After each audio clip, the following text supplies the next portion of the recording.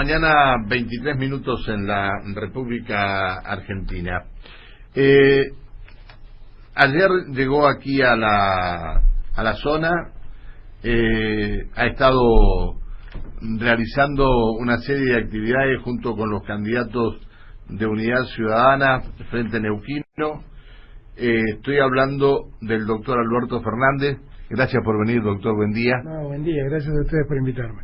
Abogado, profesor de Derecho Penal, secretario general de la Presidencia. Jefe de gabinete.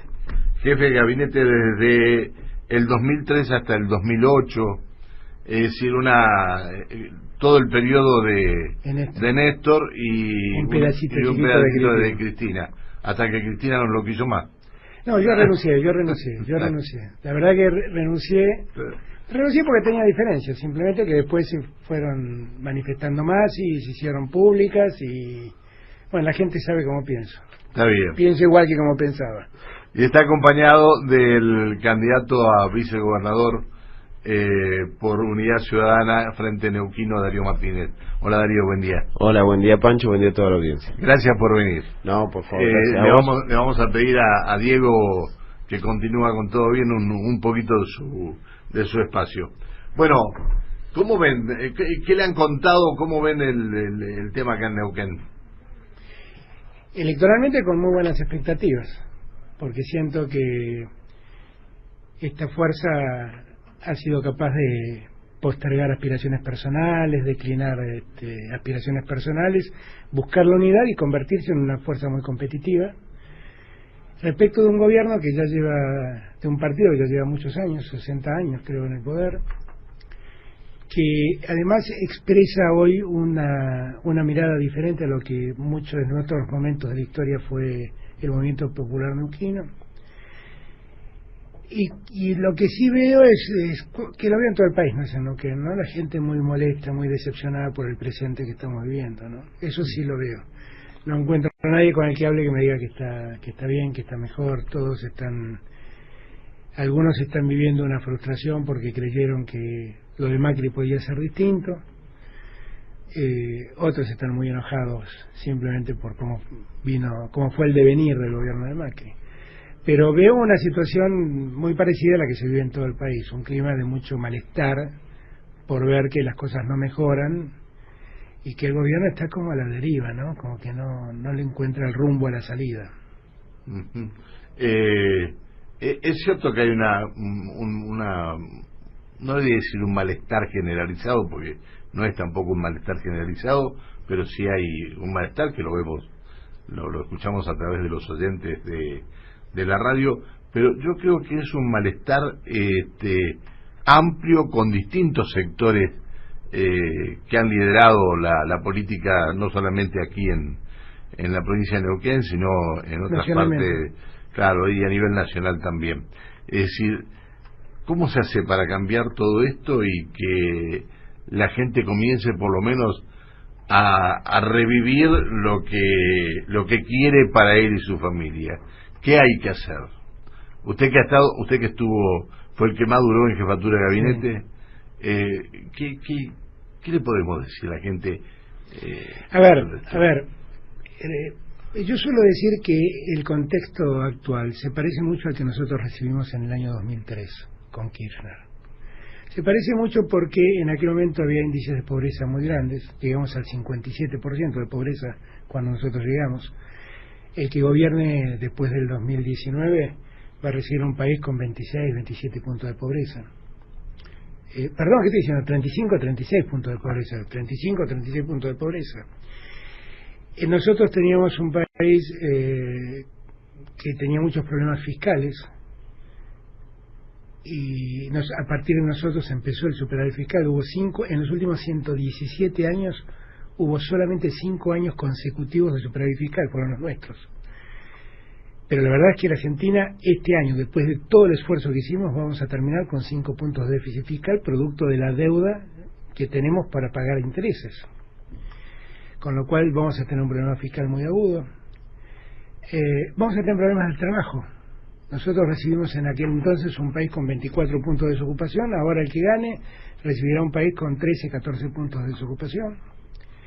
Y ahí recibimos un país en default, igual que ahora, porque la Argentina está en default, por eso recurre al fondo, si no, no podría pagar nada.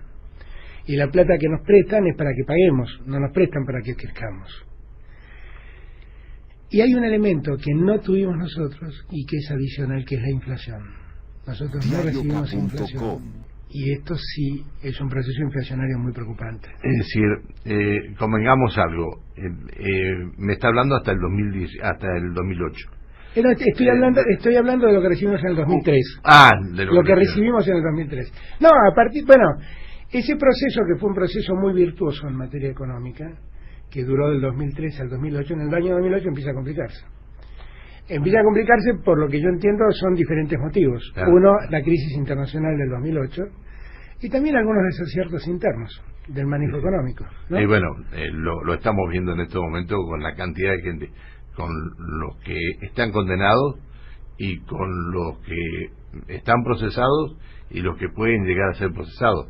Pero eso no tiene que ver con la economía. Eso no, está bien, pero de todas maneras abarca la herencia que ustedes dejaron. Eso si quiere lo charlamos, pero usted me estaba preguntando. Está bien, no. De repente me salta este tema. Está bien. Digo, nosotros tuvimos un proceso no económico en esos años muy virtuoso, reconocido en todo el mundo. Logramos salir del default que nos dejaron, y ese será el principal desafío del futuro. Ahora usted me mete en otro problema que con todo gusto lo charlamos, que es el problema de la corrupción. Sí. Mire, solo un necio puede decir que no ha existido corrupción, porque solamente ver un tipo con 9 millones de dólares en el baúl del auto a las 3 de la mañana, eso es inexplicable, ¿ok? Pero déjeme decirle una cosa, si usted revisa, todos los problemas se concentran en un ministerio. Entonces, cuando a mí me hablan de la corrupción sistemática y generalizada, le digo eso es falso. Yo me he ido de la función, yo he estado 6 años como jefe de gabinete, me he ido de la función, nunca más ocupé un cargo público, y la verdad es que nunca nadie me denunció en nada, y no es porque yo soy un pícaro, no es porque yo soy un pícaro, es porque nunca me corrompí, y como yo, la mayoría de los funcionarios que pasamos por el gobierno, la mayoría. Lo que pasa es que ha habido, lo que ha existido es un plan sistemático de la oposición, que incluye a Carrió y a Macri fundamentalmente, para hacerle sentir a los argentinos que este era un plan de saqueo del país. Y eso no es verdad. Puede haber habido acciones corruptas que hay que investigar y si hay responsables sancionarlos. Lo último que quiero es preservar a un corrupto, pero lo que digo es que ha llegado la hora de hablar con otro rigor, ser más rigurosos, porque llevamos 3 años de investigaciones y nadie está condenado. Llevamos más de 3 años, porque las denuncias empezaron allá por el 2013. Llevamos 5 o 6 años de investigaciones y nadie está condenado hasta acá. Bueno, en su momento, ahora están investigando a jueces que en su momento... estoy hablando de investigaciones que se abrieron aquel entonces y hasta el día de hoy están abiertas. Que ustedes eran gobierno... Claro. Bueno, ustedes, me refiero a ustedes. Sí, el peronismo, por decirlo de algún modo. ¿Qué dejó? A ver... pero mire, déjeme un detalle, porque mire, pero para no... A mí me encantan estas charlas, porque me parece que da la posibilidad de que expliquemos. A eso iba a ir a preguntar. Déjeme un detalle, mire, yo he sido muy crítico de la forma en que Cristina intervino en la justicia, ¿no? Porque evidentemente había presiones sobre los jueces, y lo cuestioné en aquel entonces, no es que he sido muy crítico.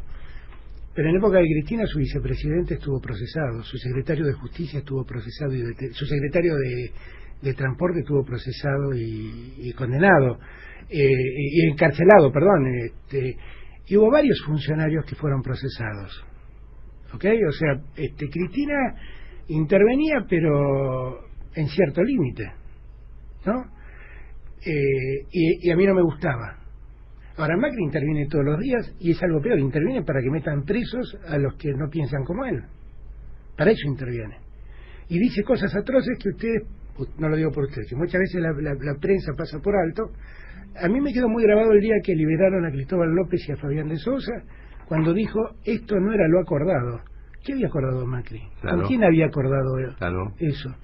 ¿No? Este es el tema. Este es el tema. ¿Qué análisis, usted es una persona que conoce muy profundamente todo, ¿qué análisis se hace? ¿Cómo dejaron el gobierno ustedes y qué gobierno agarró Macri? Para llegar a la conclusión esta de la situación que estamos viviendo, donde hay un sinnúmero de personas que realmente está muy molesta. Cristina dejó 3 problemas en la economía argentina. Volvemos a la economía ahora, ¿ok? Sí, ok. Dejó 3 problemas: el cepo, el déficit fiscal y la inflación. La mayor crítica que uno le puede hacer a Cristina es que la inflación negó su existencia hasta el día que se fue. La negó, pero la atendió. Digo, en todo caso, el reproche es que habían elegido no hablar del problema, pero no quería decir que el problema lo desconocían. Ahora, Cristina dejó una inflación que Macri multiplicó. Una inflación que no conocíamos los argentinos. Pero no, yo le estoy dando, le doy por cierto la inflación que daba Macri. O sea, la inflación que hacían las consultoras. Tomemos esa. Está bien. No tomemos la del INDEC, tomemos esa. No, sí. Esa inflación Macri la hizo crecer enormemente, exponencialmente. Usted compara los últimos 3 años de Por eso Cristina. tuvieron que hacer acuerdos salariales con los gremios, no una sola vez al año, claro, sino 2 o 3 veces, claro, ¿no? Sí, exponencialmente creció Macri. No supo nunca cómo combatir la inflación.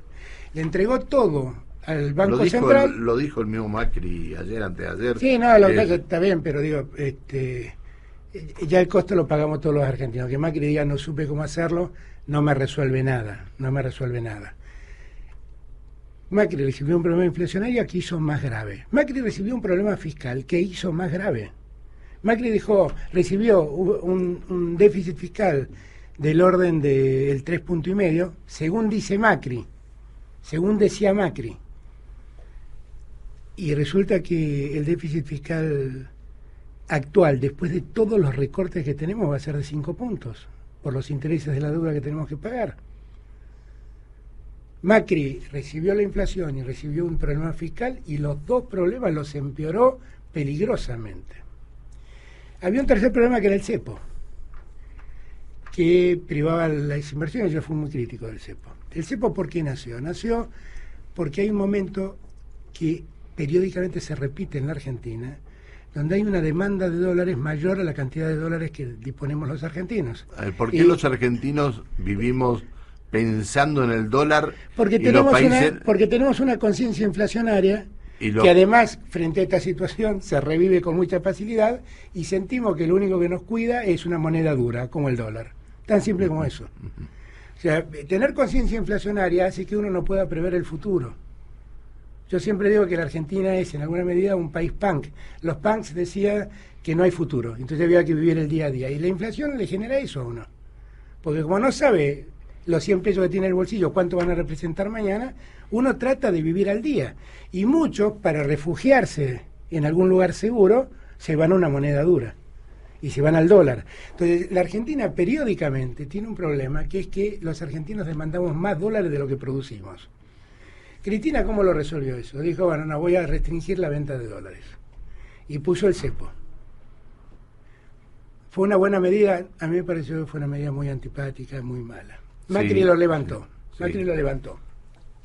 Y cuando levantó el cepo y levantó el precio del dólar. Claro, levantó, es lo que llamaban el sinceramiento del dólar. Ahora, Macri lo levantó. Cuando lo levantó, yo le hablé a Pratgay y le dije, vos no tenés noción de lo que estás haciendo, porque él me decía, no, pero si toda la Argentina ya vive con el dólar de 16 pesos, que era el dólar blue de entonces, y el dólar oficial era 9,50. Y le dije, vos no tenés idea de lo que estás haciendo, porque todos los que importan bienes para producir los pagan a 9,50, no lo pagan a 16, con lo cual vas a generar una escalada de precios incalculable. No, me dijo, quédate tranquilo, toda la Argentina ya sabe que el dólar está a 16. Bueno, la realidad, 40% de inflación terminamos ese año. Es cierto. Entonces, pero yo le decía lo del cepo. Cuando Macri tuvo que enfrentar el problema de que los argentinos le reclamábamos más dólares de lo que la Argentina producía, ¿qué hizo Macri? Fue a pedir plata prestada. Y por eso la plata del país se fue. Pero a ver, pero no tenía dónde recurrir. No, bueno, yo lo que quiero decirle, frente al mismo problema, acá conocemos 2 posibles soluciones. La gente demanda más dólares de lo que tiene la Argentina y Cristina dijo pongamos un cepo.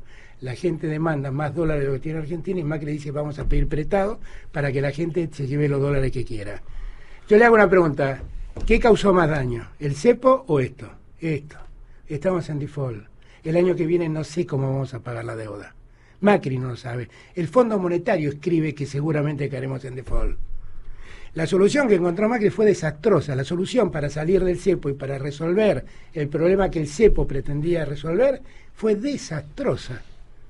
Desastrosa. Entonces, esa fue la herencia económica que recibió Macri y esto fue lo que hizo Macri. Es decir, se preveía que podía llegar a pasar esto en el momento que el cepo no estuviera más. No. Hay economistas con los que hemos hablado nosotros que en su momento nos dijeron que estaba el Blue a 16 y nos dijeron se va a 23, 24 y se fue a 23, 24. ¿Cuánto tuvimos con el dólar a 23? Tuvimos como un año con el dólar a 23, un año y medio con el dólar a 23. Y es lo que decían no necesariamente, porque la verdad es que cuando se salió del cepo tampoco se llegó a 16, se fue alrededor de 14. De 14 a 23 fue una escalada sostenida, estuvo en 14, 16, 19, 20, hasta llegar a 23. No es que estuvo estabilizado en 23, nunca estuvo. Y cuando llegó a 23 se produjo la disparada que lo llevó a 40. Entonces, yo lo que digo es, miren, Cristina dejó esos 3 problemas en la economía. Lo he dicho siempre. Y aparte de eso, de esos 3 problemas, un problema de corrupción que se está investigando. Pero ya lo habla, pero cada vez usted me pregunta de economía, yo le contesto de economía y usted me vuelve a la corrupción. Yo ya le contesté lo de la corrupción. Está bien, pero déjeme, porque usted me está hablando de exclusivamente de un problema. No, usted me está hablando de la economía. Usted me dijo, bueno, salgamos la corrupción, volvamos a la economía. Vuelvo a la economía y vuelve a la corrupción. Doctor, yo lo entiendo perfectamente. Lo que usted decía, que hablaba de esos 3 problemas, yo le agregué uno más que sería el cuarto, digamos, ¿no? Pero eso no es la economía, eso es un problema institucional, ético, moral, está claro. Es un problema que está la gente es un problema socialmente repudiable y eso estamos totalmente de acuerdo. Bien. Lo que pasa es que yo lo que si siento, Cristina llega a liderar... Perdóneme que le diga una cosa, le digo. Yo tengo el problema de que tengo una franqueza que a veces hace enojar a la gente. Pero no, a mí no me hace enojar, no será problema. Lo que digo es con el respeto que usted tiene. Hace 35 años que estoy atrás de esto. No lo dudo, pero ¿sabe que siento? Por ahí me enojo, por ahí. ¿Sabe que siento que cuando uno deja al descubierto la ineficiencia formidable de este gobierno, envuelven al tema de la corrupción. Yo tengo más ganas que usted que los corruptos vayan presos. Yo tengo más ganas que ustedes, porque yo nunca me corrompí. Muy bien. Entonces yo tengo... Por eso tengo la posibilidad de preguntarle a usted todo esto. Está muy bien, porque está muy bien. Yo me he ido hace 11 años, nunca nadie hizo una denuncia contra mí. No es que yo zafé de los juicios. Nunca nadie me denunció. Hoy tengo menos bienes que en el 2013. Entonces, la verdad es que a mí mucho no me preocupa el tema ese de hablar de la corrupción porque tengo mucha tranquilidad. Lo que digo es, miren, el problema de la corrupción fue un problema, y es un problema. Es un problema. Porque el gobierno de Macri también tiene corrupción. La corrupción de Macri tiene otro formato, siquiera. La corrupción de Macri es una corrupción más sofisticada, que básicamente lo que ha hecho es decirle a los amigos del poder que se hagan cargo de la energía. Y le ha dolarizado todo el negocio energético. Y no paran de ganar dinero de un modo cuantioso. En la energía incluye distribución, petróleo, gas, electricidad y agua, básicamente. Bien. El petróleo ya es un commodity internacional, tiene otras características. Aquí voy, digo, esas empresas han quedado en manos, lo está diciendo muy bien Felipe Solá, que se ha dedicado a este tema. Esas empresas han quedado en manos de 2 amigos entrañables de Macri. Uno de ellos es el supuesto comprador de la empresa de Calcaterra, Midland y Caputo. A ellos les ha garantizado que les va a mantener las tarifas dolarizadas hasta el último día. Y eso supone que eso lo paguemos todos nosotros. Y eso es un formidable acto de corrupción, porque usted no tiene su sueldo dolarizado. Ninguno de nosotros tenemos nuestro sueldo dolarizado. Lo que tenemos dolarizado son las tarifas que le tenemos que pagar a Caputo y a Midland. Ese es un formidable esquema de corrupción, que no parece corrupción, pero lo es. lo es. Está claro que Macri proviene de una familia que ha funcionado toda su vida como funcionaron muchos empresarios en Argentina, no solamente los Macri. Aquella patria contratista por la que pataleaba Alfonsín, tenía en los Macri a uno de los mayores impulsores. Bueno. Y esa lógica de la patria contratista, que hoy se está ventilando en la causa de los cuadernos y demás, queda al descubierto de un modo espantoso. Y es lo que es una patria, ¿no? Los contratistas del Estado en la obra pública son tipos que han vivido defraudando al Estado en impuestos y demás. Y así se explica que el hermano de Macri tenga 600 millones de pesos en el exterior que los termina blanqueando. Esa es plata que se llevaron de la Argentina ilegalmente. Bueno, hay tanto que se llevaron plata de la Argentina ilegalmente. Pero está clarísimo. Está el problema... No, porque si no vamos a volver a lo mismo de antes. No, pero estamos hablando del hermano del presidente, la familia del presidente. Bien, no estamos hablando de cualquier persona. No, pero hay, hay gente... como hablamos de la corrupción, yo le digo, mire, el problema de la corrupción existe hasta el día de hoy. Existe hasta el día de hoy. Obviamente que el programa nuestro, el espacio nuestro terminó. No, gracias porque llegué tarde y gracias por de verdad, gracias.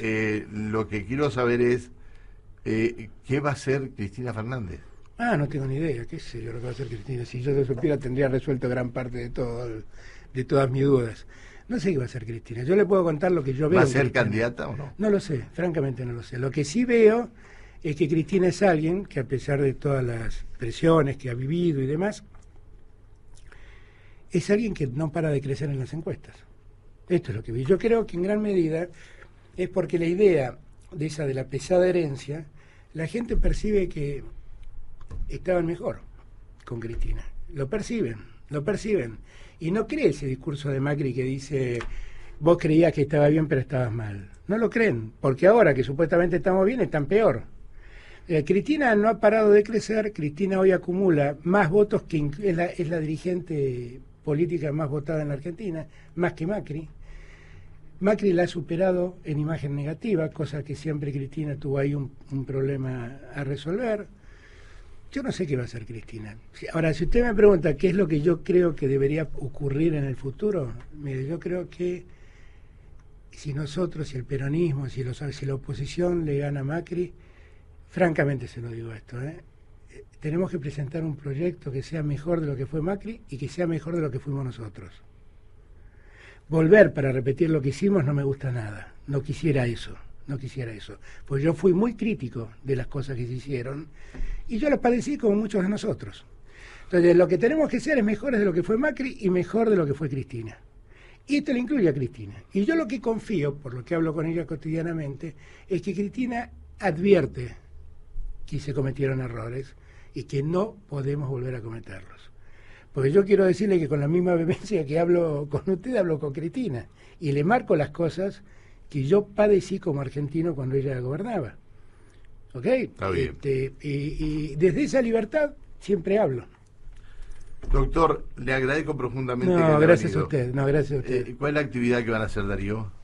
Ahora tenemos otros medios, después una reunión con empresarios. Ramón está con sus abuelos, que hace siempre una visita a las grutas con todos los abuelos, y queremos también replicar como política de Estado, mostrar eso para demostrar que se puede hacer en la provincia, y luego al sur, nuevamente al sur, Junín, San Martín, así que vamos a estar recorriendo. Y nada más agradecerte, Pancho, la posibilidad por favor, de que esté Alberto acá con nosotros y dejarle un gran saludo a toda la audiencia. Gracias por haber venido. Muchísimas gracias por el tiempo, de verdad, muchas gracias. El doctor Alberto Fernández, abogado, profesor, fue jefe de gabinete desde el 25 de mayo del 2003 hasta el 23 de julio del 2008. No, pero eso lo vamos a dejar para otro momento, porque seguramente a ver. No, porque ayer en la conferencia de prensa usted mencionó, entre otras cosas, que el movimiento popular neuquino ha cambiado su forma de ser. Y recordarle una sola cosa: el movimiento popular neuquino llevó en su boleta a Cristina Fernández. Venía cambiando ya hacía tiempo. Mire, alguien me preguntó, mire, yo soy porteño, con todos los costos que significa decir eso en el interior del país. Soy porteño. ¿Sabe lo que aprendí yo siendo porteño y jefe de gabinete? Que la Argentina no es un país federal. dice ser un país federal. Bien. Entonces, cuando a mí, decir, un gobernador... incluso quienes van del interior y se instalan en casa de gobierno... Se vuelven unitarios. Se vuelven unitarios, exactamente. Lo que digo es... Nos pasó con muchos funcionarios Claro. de acá, ¿no? ¿Por qué digo esto? Pues mira, que a mí un gobierno provincial trate de llevarse bien con el gobierno nacional me parece irreversible por cómo funcionan las cosas. No es eso lo que yo cuestiono. Lo que cuestiono es que eso no significa apoyar políticas que muchas veces le hacen mucho daño a la gente. Por ejemplo, no hacía falta votar la reparación histórica y la reforma previsional para arruinar la vida de los jubilados. No hacía falta. Y el movimiento... ayer estuve con Jorge Zapag. Tampoco hacía falta haber votado, como se votó, la ley de los jubilados, que en una oportunidad el señor diputado me dijo... lo votaron antes de que yo fuera diputado. Sí. ¿Se acuerda, diputado? ¿Cuál es la ley de los jubilados? La que se trató en la época de Cristina, la que no se dio el 80%. El 82% móvil. No, bueno, claro. Pero... Y acá, y los diputados acá también levantaron la mano. Por claro, eso digo, claro. No, pero, hubo un acompañamiento. Pero si usted me dice, si usted me dice hoy que el Partido Justicialista promoviera el 82% móvil en este momento, yo diría que es una locura.